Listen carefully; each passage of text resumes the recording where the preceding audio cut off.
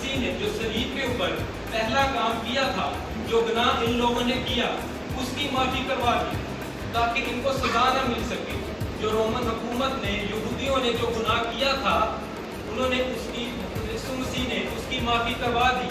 और इस माफी में एक खास बात पाई जाती है कि उन्होंने इस गुनाह की माफी नहीं मांगी, बल्कि खुदावंद यीशु मसीह ने सलीब के ऊपर जब ये पहला कलमा बोला, उसी वक्त इन सब का ये गुनाह माफ हो गया। देखिए ये कितनी बड़ी बात है। ऐसा होता नहीं है कि हम गुनाह करें, कोई गलती करें, उसकी माफी ना मांगे, अगर हमें माफ कर दे। मगर खुदावंद यीशु मसीह ने जब ये कलमा बोला सलीब के ऊपर, तभी उन सब लोगों का ये गुनाह माफ हो गया। हालेलुया।